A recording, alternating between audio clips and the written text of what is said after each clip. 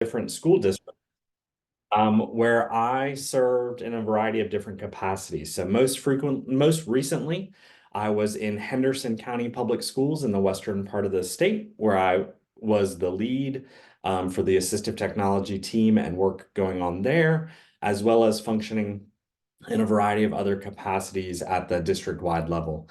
And then prior to that, I was a classroom teacher working with students with significant disabilities in Buncombe County, where I had a middle school classroom that usually had 8 to 10 students in it with a wide array of different abilities and functioning levels with me there. So I am a licensed certified classroom teacher, and that is how I came to this work and how I have my passion for this work. All right, so let's get started. So the goal for today is for participants to leave the session with an awareness of what AT is, policies that impact AT or assistive technology, and to have some awareness of where AT can be included in the IEP. Please note that the sharing of the following tools and resources does not constitute an endorsement from the Office of Exceptional Children and NCDPI. So here is our outline for today, and it is as follows. We are going to begin by taking some time to look at legislation and policies that impact assistive technology. After that, we will spend some time looking at different types of AT, and then more specifically, some AT solutions that might be considered or even used by individuals identified as deafblind. Then we will look at the quality indicators for assistive technology and finish up our time together, beginning to discuss AT in the IEP. When we begin to think about assistive technology, it is important to be aware of the legislation at the federal level, as well as policies at the state level that impact and give us guidance on assistive technology. When thinking about assistive technology, there are several pieces of federal legislation that can impact assistive technology. We have Section 504 of the Rehabilitation Act. And when thinking about Section 504, it is important to note that students who do not qualify for special education under IDEA may still be eligible for AT accommodations under Section 504 or Title II of the Americans with Disabilities Act. A good example of this might be a student with a visual impairment who the IEP team determined does not qualify for special education and related services, but requires accommodations to access the general education curriculum. Additionally, at the federal level, we have the Individuals with Disabilities Education Act, or IDEA, which we will spend some more time discussing in greater detail shortly, and the Every Student Succeeds Act, or ESSA. Regarding ESSA, it mentions specifically that states and districts should include AT in the educational planning and investments. However, it is important to note that while ESSA states that, it is not specific or clearly defined with regards to what this must look like at the state, local, or individual school level. Then lastly, we have our state policies, NC 1500-2.2 and NC 1500-2.3, both of which we will also discuss in greater detail shortly. Now, let's begin to look at the legislation and policies in greater detail. IDEA Section 300.5, Assistive Technology Device, states that assistive technology devices means any item, piece of equipment, or product system, whether acquired commercially off the shelf, modified, or customized, that is used to increase, maintain, or improve the functional capabilities of a child with a disability.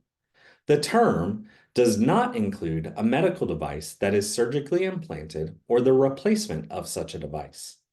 When thinking about medical devices that are surgically implanted, an example might be a cochlear implant. While the PSU might assist through the utilization of the appropriate staff on checking to ensure that the external components of the device are working properly in the various settings that student may benefit from those technologies throughout the school environment, the PSU would not be expected to cover the installation of the equipment. IDEA then goes on to explain AT further in section 300.6, Assistive Technology Service, which it defines as assistive technology service means any service that directly assists a child with a disability in the selection, acquisition, or use of an assistive technology device. The term includes A, the evaluation of the needs of a child with disability, including a functional evaluation of the child in the child's customary environment. B, purchasing, leasing, or otherwise providing for the acquisition of assistive technology devices by children with disabilities. C, selecting, designing, fitting, customizing, adapting, applying, maintaining, repairing, or replacing assistive technology devices. Some key points to highlight within this section of Policy 300.6 is the functional evaluation occurring in the child's customary environment. It is important to consider all of the settings the student would utilize the given piece of assistive technology to be able to ensure that the tool selected can work across all of those settings. IDEA Section 300.6 goes on further to describe assistive technology services as D, coordinating and using other therapies, interventions, or services with assistive technology devices, such as those associated with existing education and rehabilitation plans and programs. E, training or technical assistance for a child with a disability, or if appropriate, that child's family. And F, training or technical assistance for professionals, including individuals providing education or rehabilitation services, employers, or other individuals who provide services to employ or are otherwise substantially involved in the major life functions of that child. When thinking about training or technical assistance for a child with a disability, or if appropriate, that child's family, this might be a good opportunity to look at and consider parent counseling and training as a related service as part of the student's IEP. And I believe one of my colleagues will be doing a webinar soon providing some more details regarding parent counseling and training as well. Now, as we transition over to our North Carolina policies, it is important to note that both NC policies on assistive technology are a direct mirror of the federal policies. So here we see our policy regarding assistive technology devices, and it's important again to note it is a direct copy of what that federal policy was that we just read in its entirety. And then again, as we look at our North Carolina Policy 1500-2.3, where we talk about assistive technology services and what that looks like, it again is a direct reflection, a direct mirror of the policies or of the legislation we just reviewed as part of IDEA. Now, let's start to think about and talk about different types of assistive technology. So as we transition into this next set of slides, we are going to begin to look at assistive technology in greater detail. When thinking about assistive technology, oftentimes some of the most readily available solutions may not even be thought of as AT, but might have been initially created or utilized as a form of AT. This is especially true today as we see more and more solutions that were once considered assistive technology being integrated into everyday tools and resources. As we look at this slide here, we have a picture of a woman pulling a rolling bag of some sort through a curb cut onto the sidewalk. This image depicts an example of a tool or resource that is often thought of as being needed for an individual with a disability, when really everyone benefits from it. Think about how much more complex, how much more difficult it would be to leave a grocery store with a shopping cart full of groceries if the curb cuts weren't there.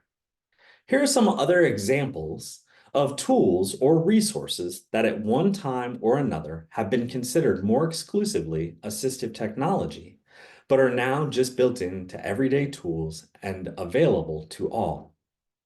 So the first example I have after the curb cuts is our picture menus.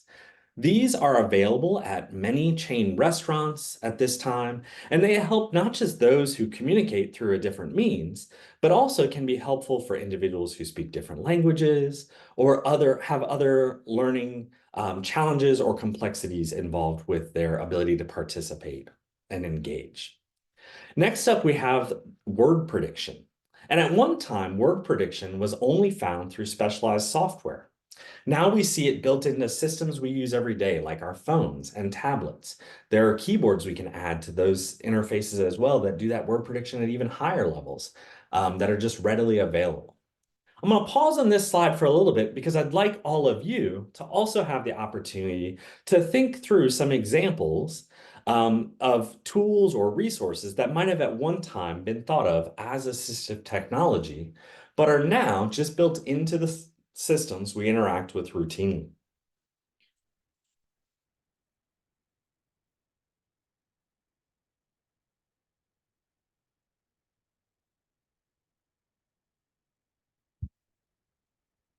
Mm.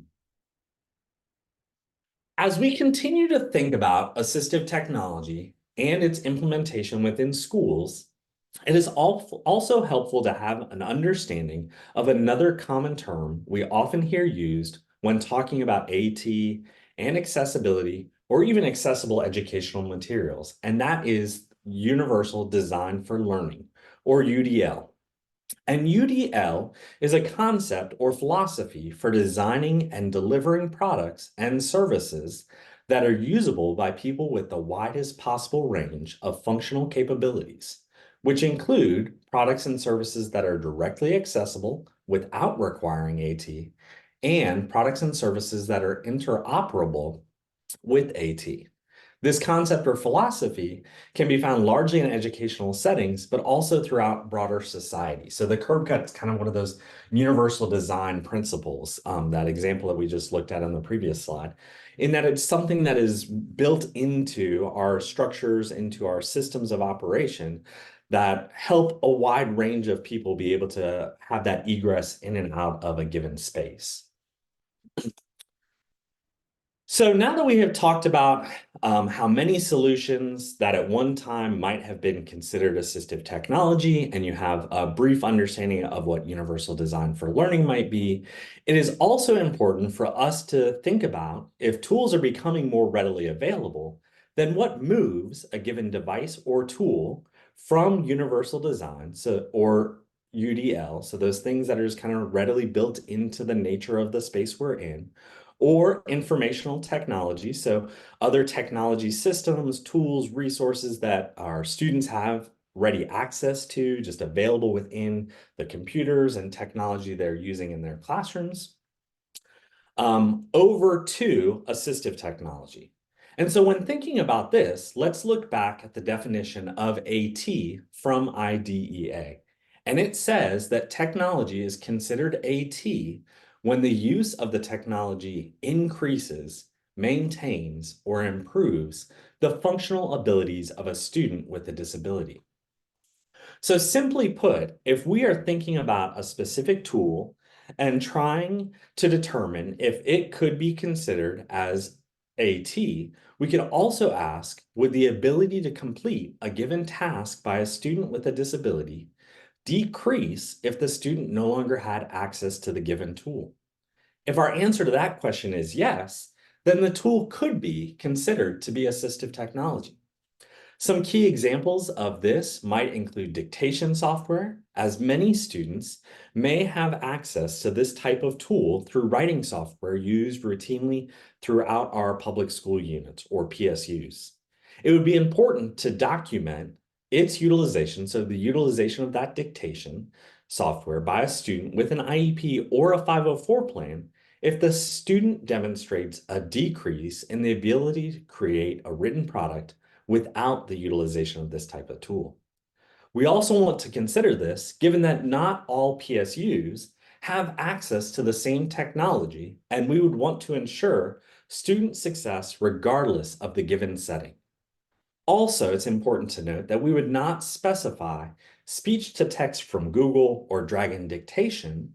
Instead, what we would do is we would speak to the function of the tool and the supports that the tool needs to be able to provide for the student to be able to perform at that same level we saw when they have access to the tools within our given space that we're working within. Now, it is also important to recognize that AT can be really simple tools or really complex ones. The quality indicators for assistive technology, or QUIET, which we will look at further later on in today's presentation, has a couple of publications that it has developed to help look at AT and the effectiveness of AT. In the Quiet Companion, it states that the least complex intervention that will lower barriers to participation and achievement should be a first consideration, as barriers can be created if students are expected to use more complicated technology than is needed. The key is not to make tasks harder for students by requiring them to use technology for something they can do reasonably well without technology, or expecting them to use tools that are more complex than required. So let's keep that in mind as we look at some of the examples of different types of assistive technology on our next slide. All right, so here are a few examples of assistive technology.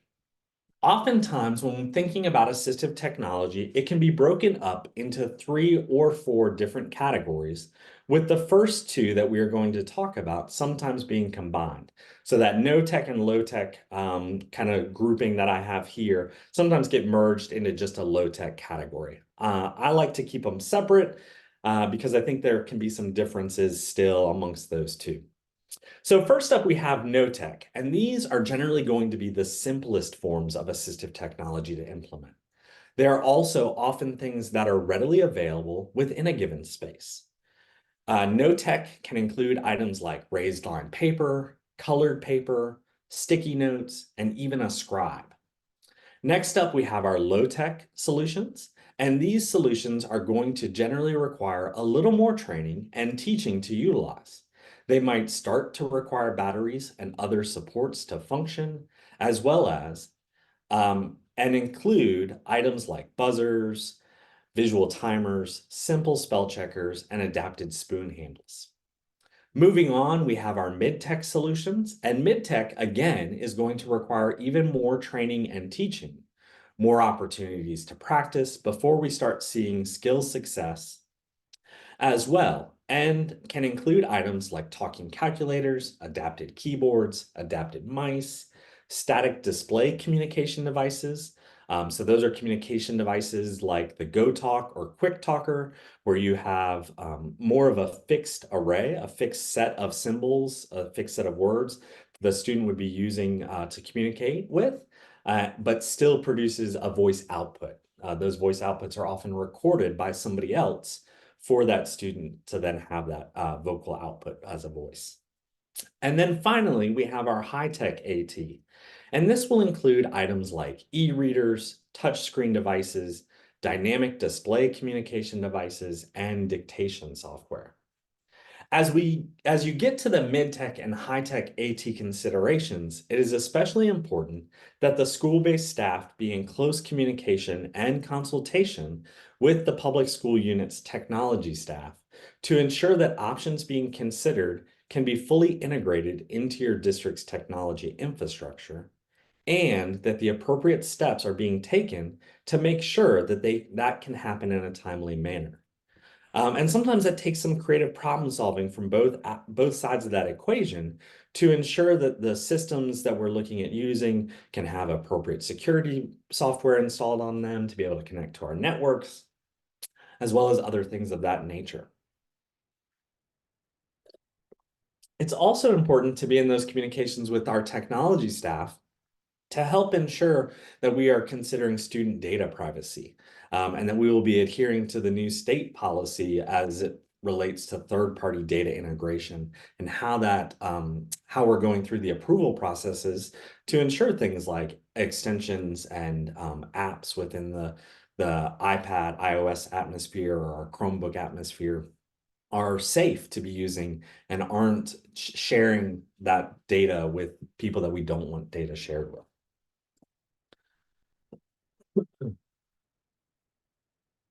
So as we think more specifically about students who have been identified as deafblind, we might see some of the following items considered as possible AT solutions. Items like slant boards that will change the orientation of the paper or other items that the student might be interacting with.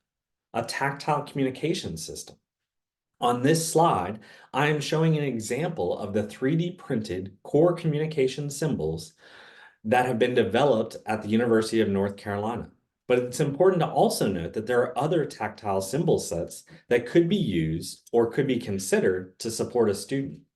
With these symbols from the University of North Carolina, they're relying on color, they're relying on texture, they're relying on shape, as well as words and braille and symbols to help ensure that there are a wide array of ways for the student to recognize and identify the various elements that they might want to communicate.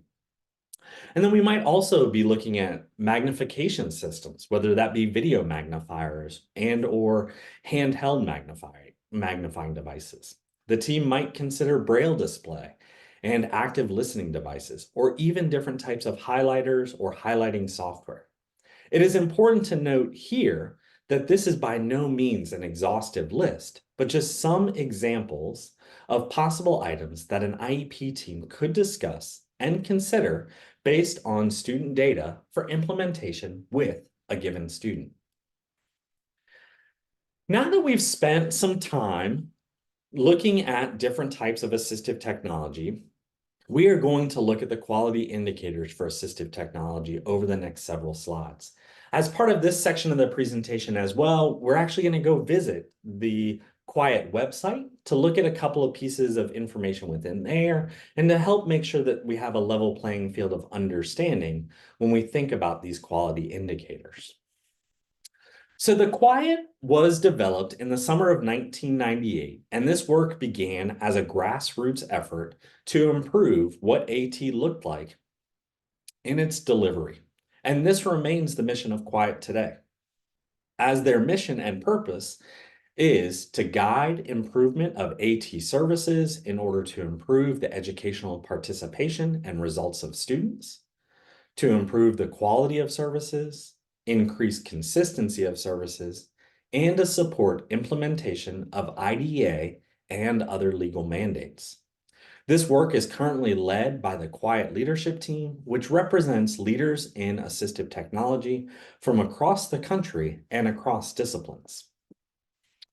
The Quiet is built around 8 key areas, which are shared in this slide here.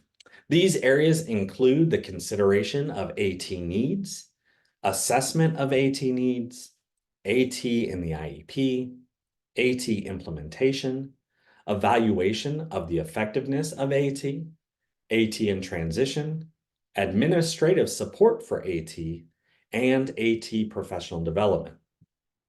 6 of these areas were validated in 2004 by Dr. Joy Zabala as part of her doctoral dissertation. These 6 areas include the areas of administrative support, consideration of assistive technology, assessment of AT needs, AT in the IEP, implementation of AT services, and the evaluation of the effectiveness of AT. When reading through the quality indicators, there are assumptions for all areas that are assumed within them. These include that they require ongoing collaborative work, they respect ethical practices, are legally correct and aligned, are applicable regardless of the model of service delivery, and are applicable to other service plans and programs. These 8 areas consist of 5 to 7 indicators for each of the given topics. With each of the topics, there are also a set of self-rating matrices that can be used for individuals and teams to determine their current strengths and weaknesses and to help in guiding the increased development of their AT practices. So as I said at the start of this section, we were going to go ahead and go visit the Quality Indicators website. So their website is qiat.org. And here on their website, it's a great place to find a wide array of different resources. This is one of the organizations and one of the resources that I routinely share when I'm meeting with our public school units to help them expand and broaden their understanding of what's out there and how we can support each other in growing this work. Here you can see mentioned to Joy Zabala. She passed away a couple of years ago now. But Joy has really been influential in all of the work as it relates to assistive technology. As we click one section over, we have our indicators and matrices. So here at the top portion, we actually see a broader and much greater detail what these quality indicators actually look like and what that means. And then we have our matrices where our individuals who are looking to expand and broaden their understanding of how they are doing within these areas often are performing. Usually when I'm looking at these with our school systems, I really like to spend a little bit of time initially looking at our administrative support for assistive technology. In that this section here looks at those policies, procedures, and governing actions within a given public school unit to help ensure that we have that level playing field across the entirety of that school system or that school entity, to make sure that we are following consistent and clearly defined procedural expectations to ensure that we're actually having active and collaborative conversations as it relates to assistive technology and the consideration of assistive technology for our students. Additionally, as we look over further, we can find additional resources that can help in the understanding of what they mean when they define those 8 areas we just looked at a little bit ago, as well as support tools that IEP teams and school systems at large can utilize to help expand the nature of the work that they are doing. This is also a tool that I encourage our public school units to work their way through in recognizing where are you currently at, and then how can we at the state level help support expanding your understanding and improving your ability to provide these services for our students across the state. So that is our quality indicators for assistive technology. The last area that we're going to spend some time talking about today and discussing is what AT can look like within the IEP. So when we think about AT and how it can be included in the IEP, and when thinking about this, it is important to start by thinking about who is required for the consideration of assistive technology, and then ultimately that evaluation of it. And so when thinking about the consideration of AT and then the evaluation of AT, there is no requirement based on the federal legislation or our state policies for these considerations to be made by an AT team. And so when I say that, what I'm meaning is that there's not a requirement in any of those policies or legislations that say we have to have this specialized group of people, this special team that comes in or exists within an entity that is the sole group that is looking at these. And so as such, you know, there is no requirement that considerations be made by that AT team. Instead, the student's IEP team often consists of the members that would be needed to complete the process for the consideration and evaluation for AT. It's also important to note that the team utilized for each AT consideration might look different depending on the student and the area being looked at to be supported by the assistive technology. These teams should really be fluid and consist of those individuals best equipped to look at the totality of the situation that is being looked at and supported by the assistive technology. So there will be instances where we might have a speech therapist and an occupational therapist and a physical therapist involved. And then other instances where we may not. We may only have a EC teacher and the family and a hearing impaired teacher, as well as a speech language pathologist. Really, that IEP team can help in that determination of who else outside of that usual IEP team we may need to bring in for additional support, given what we're looking to consider and evaluate and explore. But it's important to recognize that there is no set framework for who is part of that team or who has to be part of that team.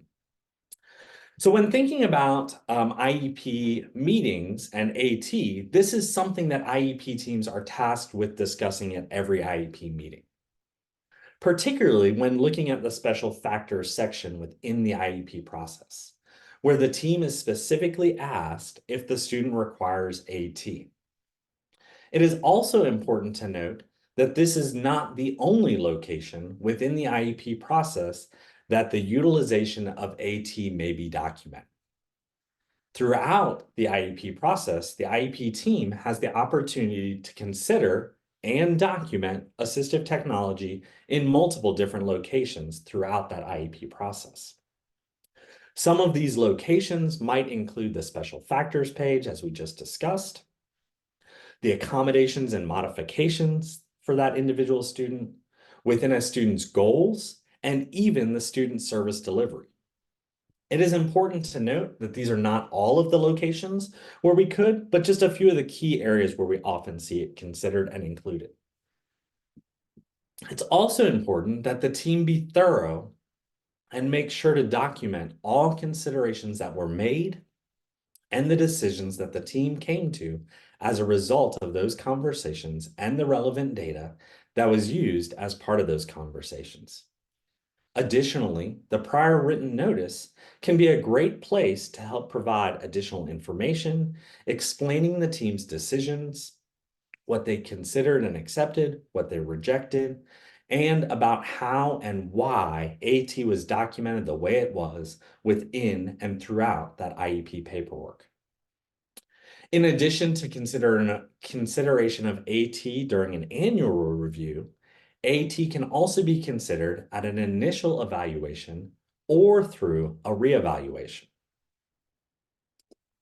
And we're going to talk about that a little bit here on this next slide.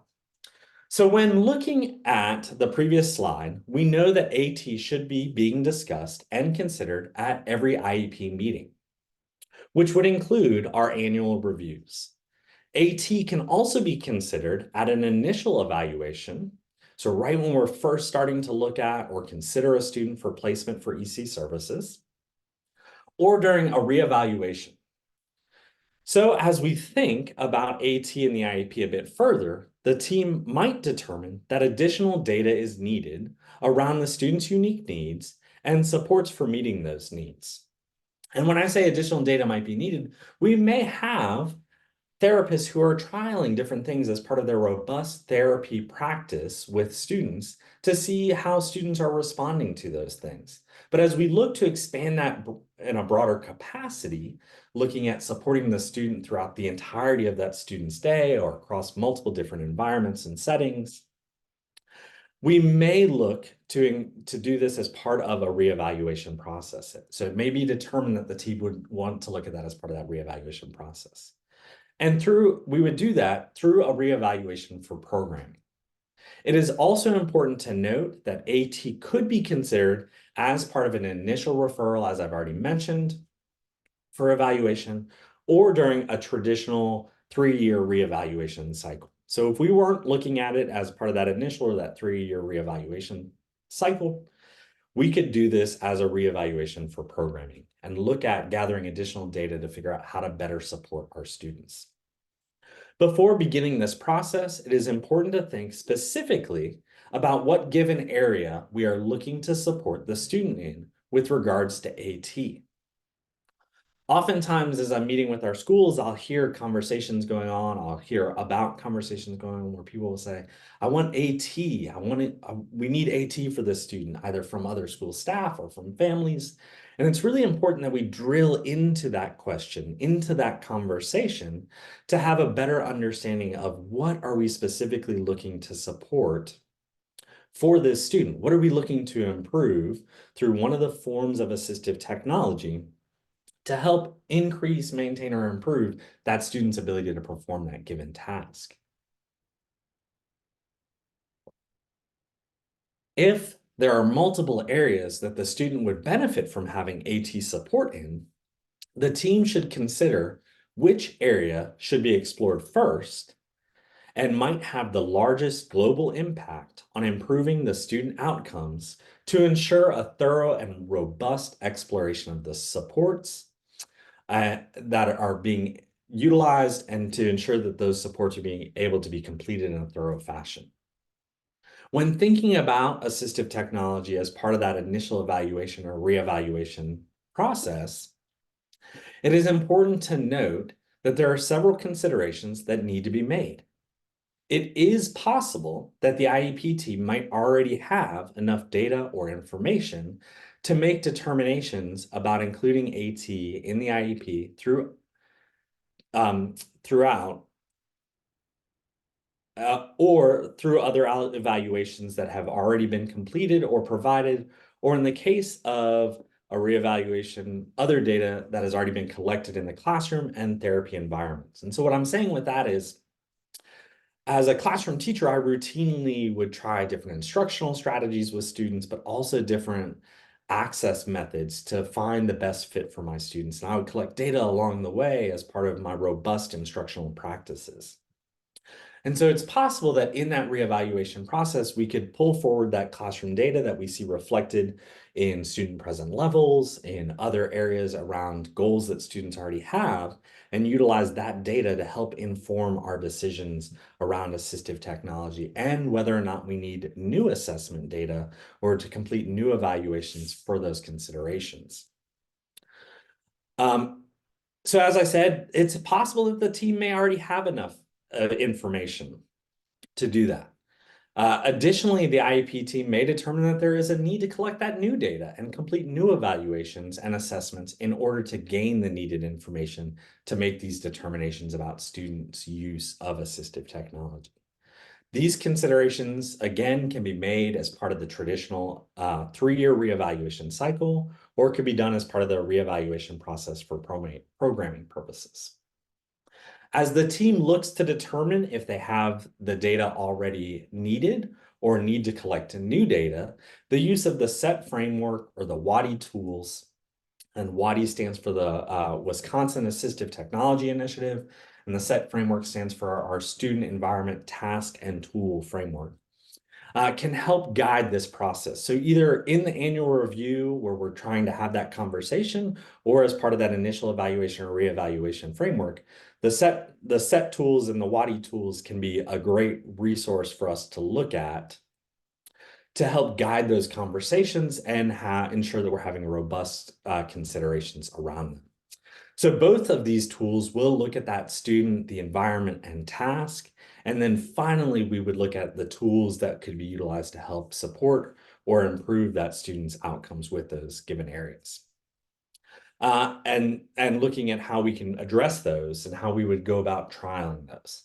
So we'll now take a little bit of time to go look at those tools more closely. And we're also I want to make sure that you guys have an opportunity to see our Assistive Technology Hub, which can be accessed from the main North Carolina Department of Public Instruction Exceptional Children's website. So I'm going to walk you guys through how to get to that website, and I'll talk us through it as we go. So we would start on our North Carolina Exceptional Children site, and then on the right-hand side, we would scroll down a little bit, and we're looking for resources for unique needs. This is also where we can find additional information from our consultants for speech language, occupational therapy, visual impairments, additional resources from the Deaf Blind Project, as well as other areas. But specifically, we're going to go to our Assistive Technology Hub, and we go to our website landing page, then we can go to a hub that has a lot of information. On here, you can find information as it relates to our state level assistive technology team. So we do have a team at the state level that helps review policies and procedures, develop trainings, provide consultative services and guidance, both for families as well as our school systems, and a variety of other things of that nature. We can find some videos that go into some brief examples and understanding of assistive technology. But then more specifically down here at the bottom, we can find some information within our resources section. One resource that we just launched that I am really excited about having, it is still early in its development stage with a lot more options that will be added to it soon, is our Assistive Technology Tools for Consideration, which is our top link here. What that takes us over to is a variety of different tools beyond those that we've discussed thus far in today's presentation that are broken up into different areas. So the first thing we have that's linked to another tab within this tool is a resource for looking at built-in operating system features, and being able to see what resources are just naturally built into the operating systems of the types of tools and technology we see routinely across our state and our school buildings. So we have Chromebook tools, iPad and iOS, Mac and Mac operating system, Windows-based operating system, and then even Android operating system, because we see a little bit of that starting to show up in some of our schools as well. And then from there, we have it broken up into assistive technology for math, AT for reading, switch or eye gaze accessible activities. So these will be activities that could be done via switch access, either single switch or multi-switch, as well as eye gaze. We have tools for AT for writing, other access tools, assistive technology for communication, and then we've got a few areas that we're working on embedding new resources in for mobility equipment and positioning equipment, and then accessible educational materials. And again, like I said, within each of these sections within this document, we have a variety of tools and resources that teams could consider along the way for helping support our students in the area of assistive technology. So for instance, if we had a student who would benefit from some supports for AT for math, here's a variety of different tools, what platform they work with, as well as the cost for those tools. And like I said early on, this is by no means an exhaustive list. It is a resource that we hope to grow over time to make sure that we have a robust system of considerations that schools could be looking at and families could be looking at as well to support their students better. Additionally, on this main page within this new resource, we also have a Google form here that anybody can complete to make recommendations for other resources that should be considered or could be considered to be added to this tools for consideration. As I've said kind of throughout this presentation, we would want to be looking at all of these tools as part of that team approach that is a robust team, a comprehensive team, and be looking at the data we have as it relates to that student to help guide us in determining which of these tools might be some of our best options to consider first. Additionally, within our AT resources section, we also have an area for data collection tools. So these are the tools that we would actually use to help guide those conversations, either at the annual review or through that reeval process, through that consideration of including assistive technology within a student's IEP if it's not already there, and how we might go about doing that. And so the first piece here is just a little bit of information about those quiet matrices that I shared with you all a moment ago. And then we go into that set framework, those set resources. And we are fortunate in that we have the ability to host within our platform here a couple of professional development pieces that were provided in 2020 by Joy Zabala, who was instrumental in the development of that set framework and those set tools. And again, the set framework refers to the student, the environment, and the task and the tools. When we're looking at doing the evaluation and the consideration of assistive technology for students, we want to start by thinking about the student, just as we would all of our IEP conversations. We want to think about their strengths, their weaknesses. What are they able to do? What areas do we need to improve? What does that look like in the different environments that the student is engaged in throughout the day? And then what does it look like for different tasks? You know, looking at writing and reading in a math class versus an ELA or social studies class can often be very different because of the complexity in the symbols that are used in a math class and how that's communicated with a student.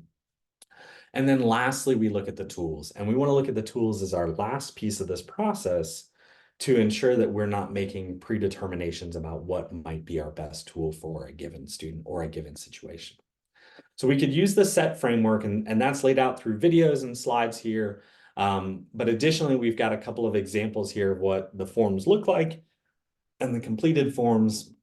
And we also have a link here that takes us over to those resources more specifically, where we can look at kind of some information about the frameworks, but then those actual scaffolds that we would use to guide those conversations and that consideration. The other tool that we often encourage our school systems to look at in the consideration of assistive technology and the evaluation of assistive technology are the WADI tools, and that stands for the Wisconsin Assistive Technology Initiative.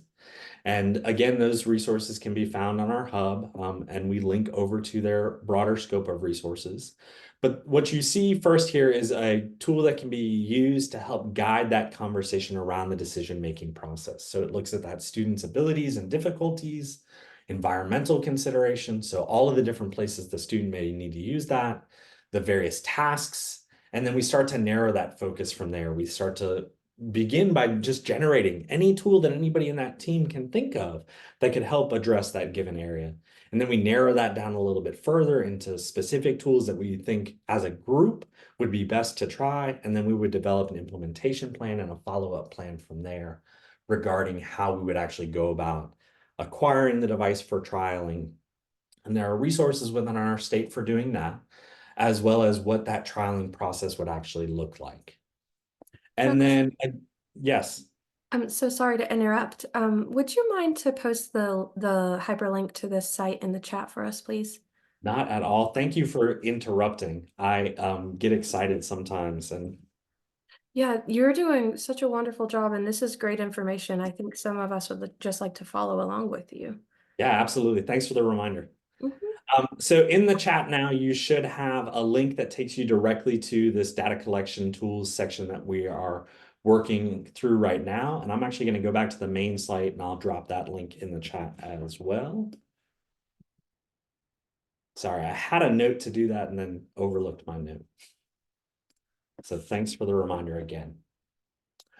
So specifically, as we are looking at the WADI tools, one of my favorite resources that came out of that work from the Wisconsin Assistive Technology Initiative is this Assistive Technologies Continuums tool. So if we think back to the start of our presentation, when we talked about some of the work from the folks with Quiet, and we talked about wanting to make sure we use the least complex solution for a student that we could, that would meet their needs at the highest level possible.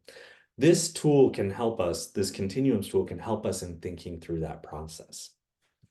So when we think about all things within an educational environment, oftentimes we look at them from a concrete level, which is going to be the most foundational level of understanding, up to an abstract level, which is going to take additional levels of cognition and awareness and understanding. And that's the way this continuums tool found at towards the bottom of this page actually works. And so if we looked at an area like communication, for instance, it starts with real objects or tangible symbols. And so that is our most concrete level of communication. And then it works its way up from there into communication boards, PEC symbols, pod communication systems, speech generating devices. And then the most abstract version of communication is text-based systems that are still able to do speech synthesis, but relies solely on text with no other elements of support, no pictures or picture representations. And that's the way this entire 3-page document works, is it looks at the various areas, the various continuums that assistive technology is often found as support, which includes seating and positioning, communication, computer device access, the motor aspects of writing versus the composition aspects of writing, so the ability to put those thoughts together, reading, mathematics, organization. Organization includes information management and time management. Recreation and leisure is a separate area. Vision, vision is broken into multiple different areas, and then hearing as well. And on the WADI site, it gives us chapters too to help support the robust understanding of each of these areas. Oftentimes, as I talk to our school systems about these, I encourage them not to try to digest all of those areas that I just said at one time, but let's think about the given student we're looking to support right now, and let's dig into that chapter of the WADI. Let's dig into that continuum and gauge where is the student currently? Are they at a really concrete level and they're going to need that type of support, or are they at a more abstract level of understanding? And meeting that student where they are while also looking forward to see how we can challenge and expand that student's abilities along the way. So I'm going to take you over to the Wadi site real quick because I'd like you guys to see just what that looks like and highlight a couple of things within there. And I will drop that link in the chat as well.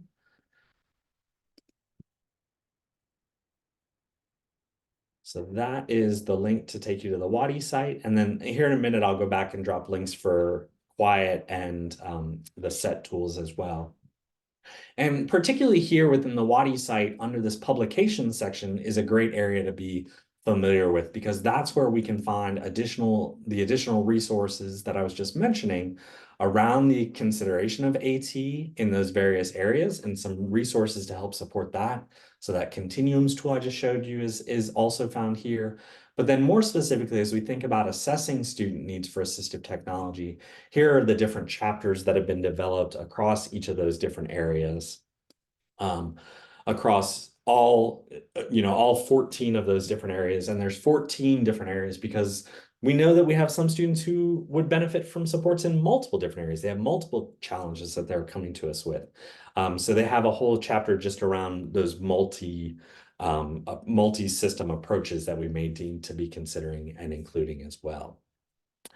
And so that is the Wadi tools and some of those resources that can help us in that evaluation and that guidance piece. So as we look to wrap up today's session, as we look to conclude this webinar, let's take a bit of time to recap some of the key elements from our presentation today. So it's important to remember and recall that students can receive assistive technology either through an IEP or a 504 plan. Additionally, assistive technology can include tools and services. It can represent a wide array of different tools, even items that are considered UDL or informational technology. The key is thinking back to that definition of increasing, maintaining, or improving that student's ability to perform the given task.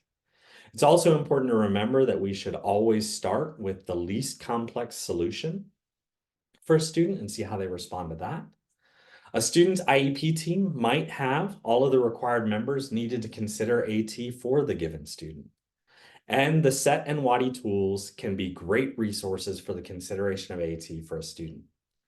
And like I said, we just looked at those tools. So that brings us to the end of what I had prepared to share with you all today. And we wanted to make sure we had time for some Q&A. And I see that there definitely are some things in that section. So I'm going to pull up that Q&A and we can start kind of walking our way through those questions. On the screen now, you guys have my contact information. I love having conversations with people as it relates to assistive technology and the implementation of assistive technology within our schools. So please feel free to reach out to me. Often email is the best way to get in touch with me. And my email is joshua.barton@dpi.nc.gov, and I will drop that in the chat right now as well. And I see that Amy has put some links in there in addition. Thank you, Amy, for doing that. And Josh, before we get to the Q&A, Yes. since ECAC is a federally funded organization, our funders like to know how we're doing. So briefly, I'm going to open a poll for the participants to go ahead and answer just a few questions for us while we get started answering your questions. Fantastic. That'll give me a time to read through.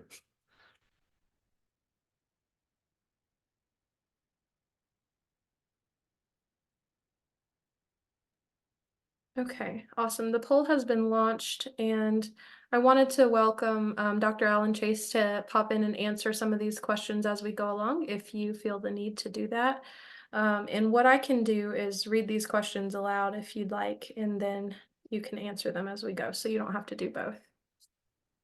That sounds like a good idea. And I'm going to drop, before we get started with this, let me just drop a link to the Quiet in the chat since I mentioned that I would do that as well.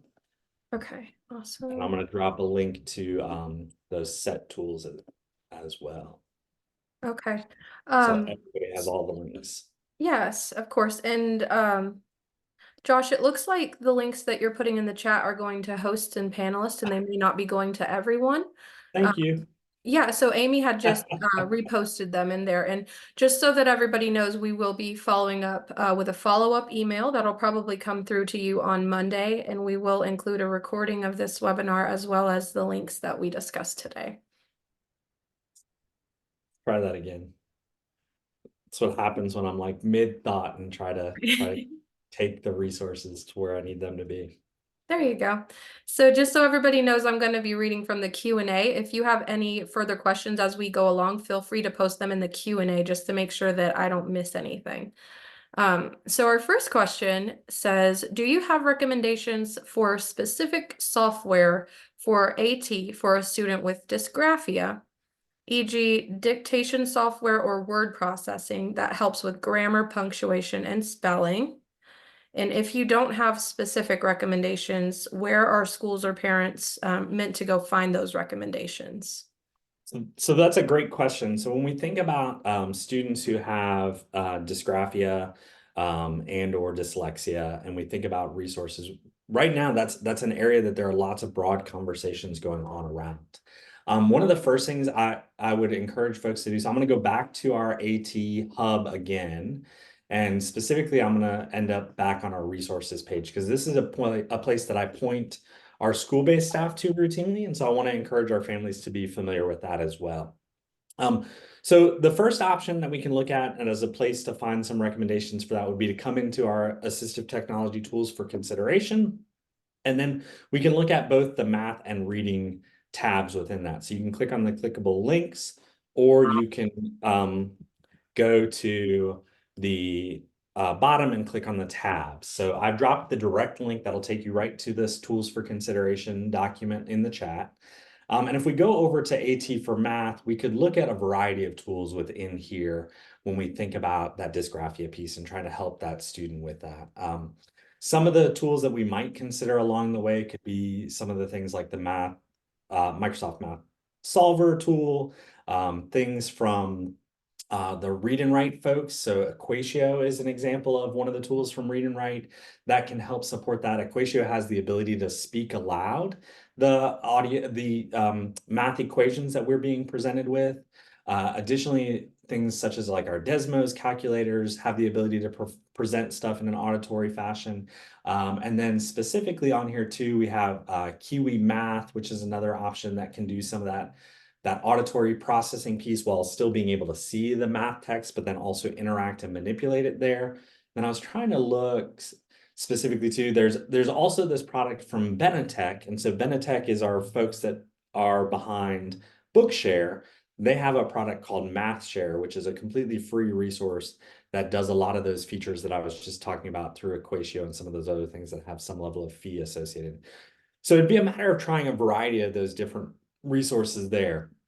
Another spot where you could come on this site to find some additional resources would be found at the bottom of that resources page. There's a website for technology. AT Toolbox is ultimately the link, and I'm going to drop it in the chat right now. And the AT Toolbox is a resource from Shelley Haven, who's a great AT person within our country. And Shelley is constantly adding new resources. So these are a couple of avenues that we could look at. Additionally, as a school is looking to do these types of evaluations, I encourage them to reach out and have robust conversations with me. But also in North Carolina, we have our North Carolina Assistive Technology program. And the North Carolina Assistive Technology program is tasked with supporting students birth through death, basically. So through the entire continuum of their life with assistive technology. And part of their responsibility, and I'm putting the link to their site in the chat now as well, part of their responsibility is to educate and train and provide offerings of that nature. So they do webinars routinely that anybody can go to and participate in that highlight different tools and resources.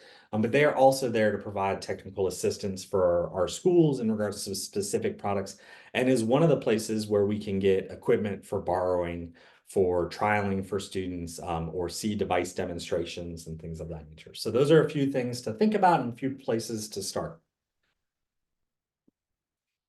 Thank you for that. That was Yeah. A good thorough answer. So in your experience, does the use of AAC decrease a student's verbal output? An AAC evaluator said that if a child has any verbal language at all, AAC might keep them from developing verbal language. Is this true? So I will often defer this question to my colleague Perry Flynn, who is our state consultant for speech language pathology. But I will say that Perry and I have had robust conversations around this topic, and there is a fair amount of evidence that supports looking at that total language approach. And when I say total language, I mean we would look at using AAC um, in addition to the students' traditional verbal communication. We might look at low tech. We might look at some high tech options. We could use some print-based stuff. We may include sign language for some of our students. So total language kind of allows us to use all of the systems we might consider for communication. And there's a good body of research that can be found through Perry's site for sure that kind of points to that using that total communication approach is kind of where we see best, and it does not in general limit the students' traditional verbal communication. It actually oftentimes has been found to increase that verbal output from our students because they're hearing a consistent model of what appropriate communication sounds like through those communication systems. Good. So what happens if the evaluator and the rest of the IEP team disagree about AAC for a student? So disagreements in an IEP meeting are always kind of a complex situation. Um, Ultimately, in most IEP meetings, the LEA representative in that meeting kind of would have to make that final determination as to where the how that's going to get wrapped up in that given meeting at that time.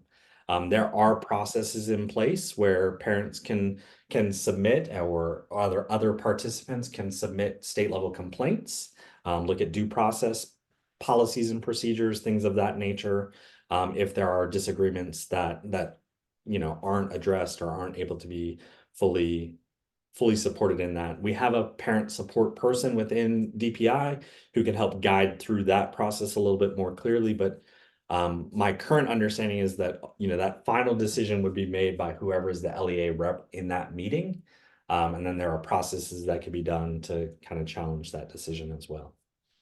Yeah, and ECAC might also be a good option for some folks if you do experience a disagreement within an IEP meeting.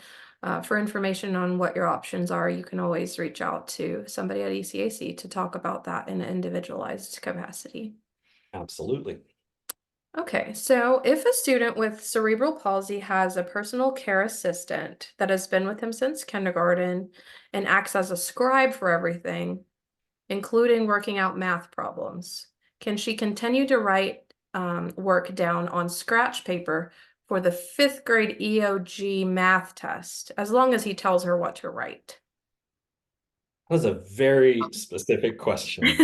That is a Um, really specific question. Yeah. So with that question, what I would encourage you to do would be to have those robust conversations in the IEP meeting and to encourage the folks that are leading that IEP meeting to talk with their testing coordinator.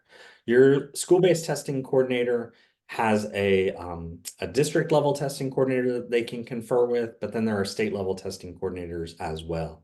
Additionally, we have a students with disabilities testing manual that kind of dictates and describes what is allowable accommodations for our state assessments and what aren't allowable accommodations within the scope of that practice. Um, in general, things such as dictation can be used in assessments, but you have to go through some very specific procedures for getting that accommodation approved and allowable within the accommodation. Additionally, if we have something that's not included within anything or hasn't previously been used, but the student has been using for an extended period of time, you can look to put in a special request to the state for a unique accommodation that hasn't been previously used. So there are a few avenues, but the first piece of that conversation is really having that conversation with your IEP team and then potentially trying to have those conversations with school level and district level testing coordinators. Okay. So we have a couple questions about college level support, and this might be something that needs a more individualized answer. We can take an attempt at it though. Let's see. So what advice would you have to help a high school student that uses a scribe transition to college when a scribe may not be available? So anytime we're thinking about a scribe, I would be looking to what types of supports we potentially have within the systems of resources that your student's using to help them out. That question's pretty broad because the use of a scribe could look like a lot of different things. And using a scribe in the context of like an ELA or social studies class is less complex than like math or science classes where we get into very specific scientific notation and things of that nature.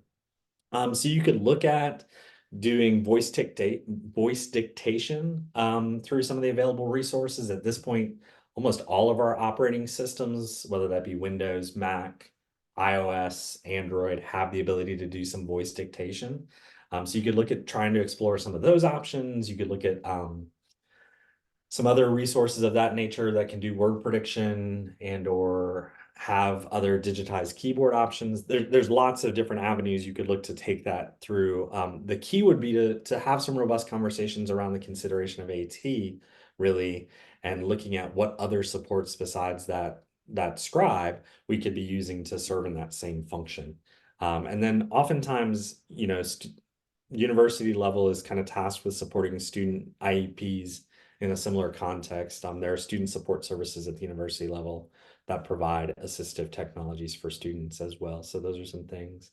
But also in that post-secondary transition area, that's a great opportunity to try to get involved with NCATP too, to look at kind of the lifespan and supporting through assistive technology throughout the lifespan. And Voc Rehab can be a great resource, which both fall under DHHS's oversight. Okay.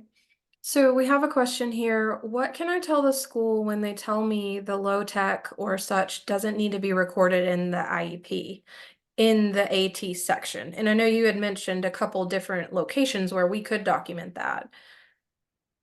So that is a tricky element in that when we look at the federal policy, the federal legislation and our state policies as it relates, is it's not clearly delineated that it has to be listed in a very specific spot. There's nothing that says we have to check that special factor box. And in some states, they don't have that. It looks very different what that special factors box looks like in comparison to North Carolina.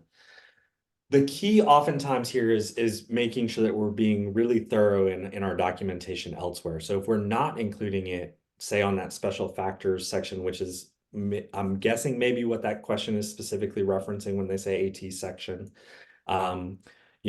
Why are we not checking that box would be a question I would ask you. Why are we not doing that? Could we look at doing that? But also it's okay if it's listed as an accommodation and modification and the box isn't checked. That's not a right or wrong, a yes or no type thing. There are definitely pros and cons to both approaches, but it would be best probably to have kind of a robust conversation around that and then being really thorough elsewhere within the IEP as to why we did or didn't do those decisions we made along the way. Mhm. Okay, so would the assistive technology device only be available while the student is on campus or school grounds? Or would this be something, depending on the item, that they could use at home? If they can use it at home, would the school district provide internet if the student didn't have access at home? So that's another great question. As it relates to any of those types of decisions, that's an IEP team decision. So we would encourage the IEP team to have a robust conversation, including all relevant parties around what is best for that student in an effort to provide the free and appropriate public education. So if we decided that a tool was necessary for that student to have access to their free and appropriate public education, then it definitely is something the IEP team should consider as part of that process as to whether or not the student requires that same or something similar, or potentially even something that is close but different to support that student. And I say close but different because we have some instances in our state that I know of right now where outside of school, the families prefer to have a print-based communication system as opposed to a dynamic display communication system. So that really high-end speech generating device, because they want to be able to go into rivers and creeks and swim and do all these things and still have robust communication opportunities for that student. And the team as a collective decided there was a way that we could support the student's communication needs with that low tech outside of the school environment while we focused on the high tech in the school environment.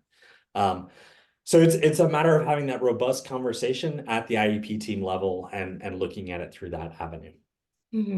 That's another good reason to try and incorporate multiple different modes of AT so that they can have the option if necessary. Well, and I always tell people, especially as we think about communication as an example here, that, if there's one thing I can guarantee you about technology, and we've been lucky this afternoon, is that at some point technology is gonna fail. It's gonna not be charged. It's gonna need a system update, any of the things that can happen. So looking at having those multiple approaches for when systems fail is also really helpful for that student success. Yeah. So this question might be a little vague. Do we have any free data collection tools? So the set and Wadi stuff that I showed in today's presentation are completely free. There are a variety of other tools. It really is dependent upon what specifically we're looking at doing. It's also important to recognize that when we look at assistive technology, a lot of this process is trial and error. We used informed judgment to kind of get to our best tools and considerations. But every student responds differently to each assistive technology consideration we may put in front of them. So in regards to data collection, that can go lots of different ways. So we would need some more clarity in regards to what type of data collection we're looking to accomplish. Okay, thank you. Yeah. So have about 10 more minutes. I think we might be able to knock out all the questions in the Q&A. There's a couple things in the chat. If you guys are still hanging out, you might consider posting it in the Q&A to make sure that I see it. The next question is, my daughter is in high school and has dyscalculia. Would most of the AT math resources for dyscalculia apply to her?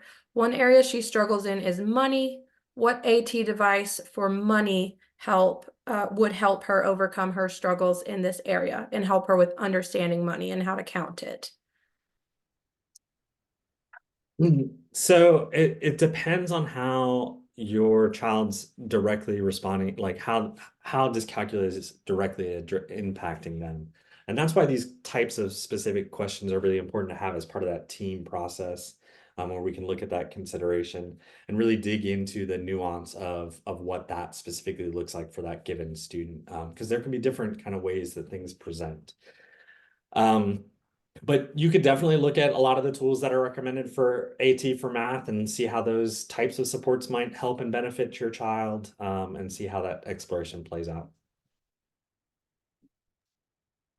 Okay, we have a couple thank yous, a couple wonderful jobs that you've been doing, and then we have a couple more questions.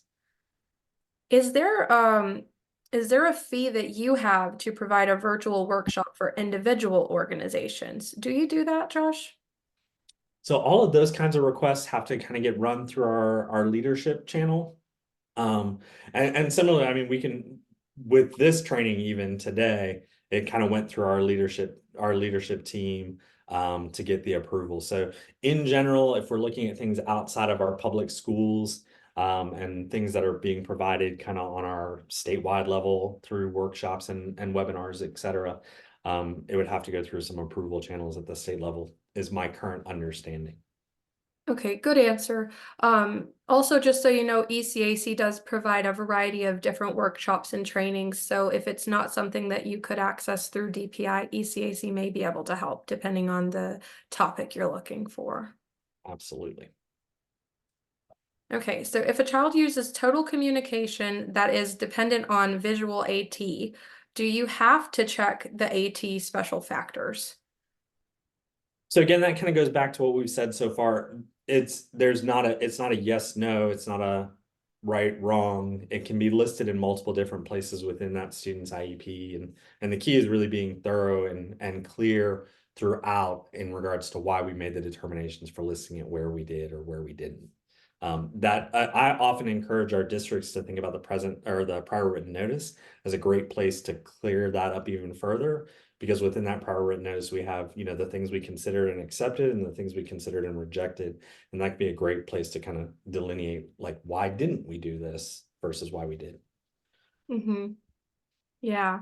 So, do you have any tips or strategies for how to get a regular classroom teacher involved in using AT? I'm assuming that we're saying involved in supporting like the individual student with the use of their AT, not the teacher themselves using the AT. And I Um, would and I would assume that hopefully that it's already outlined in the IEP. yeah, yeah. We'll make a couple of safe assumptions with both of those things. Um, I think part of the key there is having some strong conversation, not strong, but some supportive conversations with the staff. Oftentimes, when we see staff reluctant to use any type of technology, let alone assistive technology, which is often more nuanced and specific, where we see the challenges is often out of fear, really. So being supportive and understanding of kind of where they're at and where they're coming from, but then also being informative and making sure that they understand like it is a requirement, like it is part of the student's IEP, and as such, it is the expectation there. Conversations with that IEP team, and then potentially school level administration if we have to. But really, if we can try to do it at kind of a more individual level, it's often better. But helping them also understand how that tool isn't necessarily providing them an advantage, but instead is allowing them the same opportunity as other students would have that don't need that level of support can help. This question kind of piggybacks off of that one. So, does the assistive technology have to be tied to helping the student achieve their IEP goal, or could it be something that would help him or her function in the classroom overall? The example is that my child's goals are for math or reading, but I could see AT helping her with other subjects. So yeah, so it doesn't have to be directly tied to an IEP goal by any means. And that's kind of the benefit of it being able to be included in so many different places.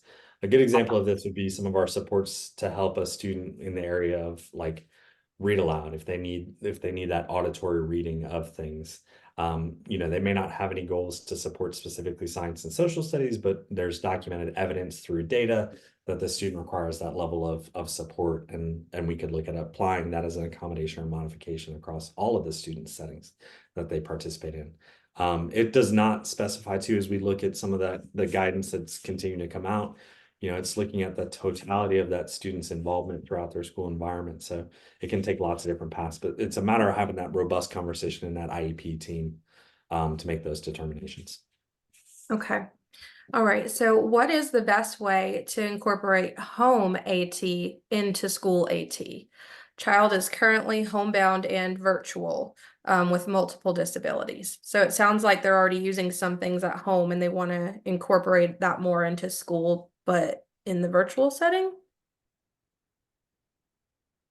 Yes, sorry, I will speak slower. I just saw Christian ask me to, I was talking too fast. Sorry, Christian, I get excited and get going quick. Um, so when we think about incorporating that home AT into school AT, again, it's going to be a matter of having those robust conversations with the school-based staff and looking at how we as the family unit can also help in supporting the staff understanding of how to use that equipment sometimes, and vice versa. But starting that conversation early and often is really important.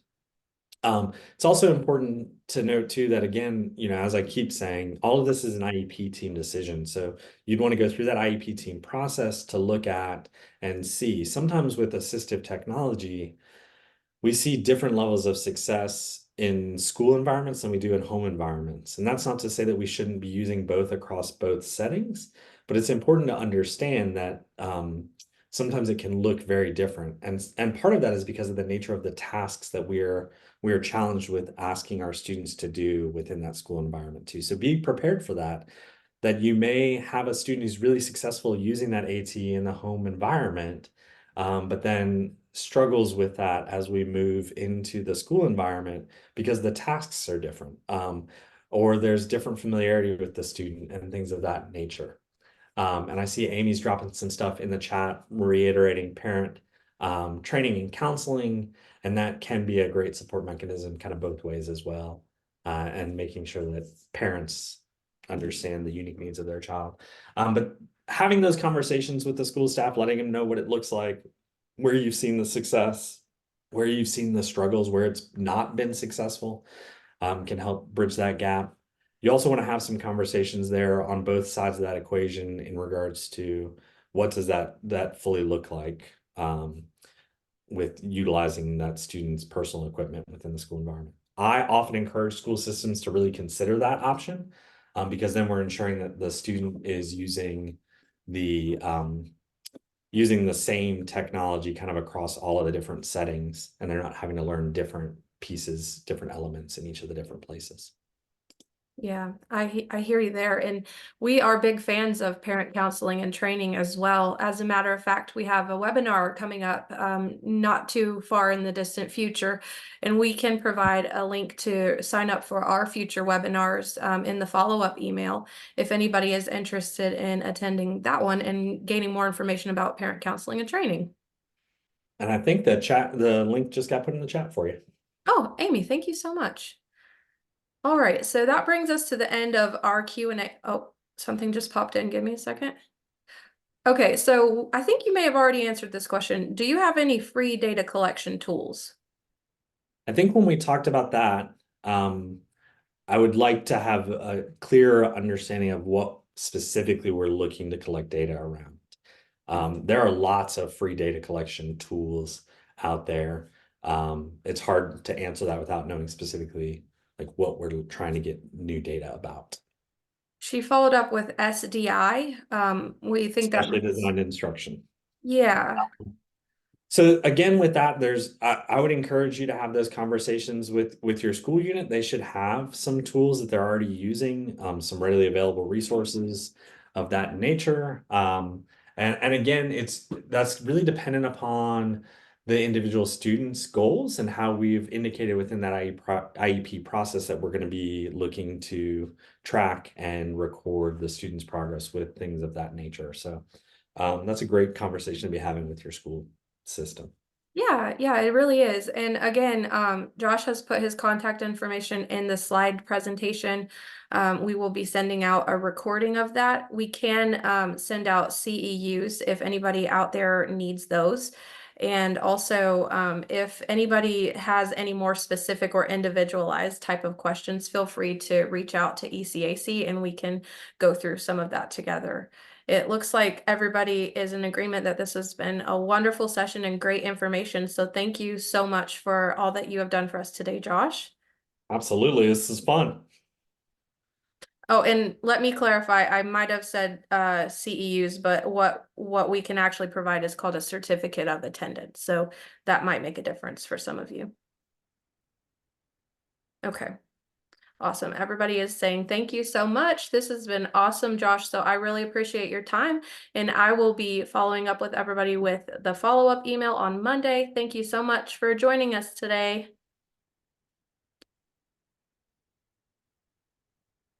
Yeah, thank you, everybody. Thanks for being here. This has been a great way to spend some time.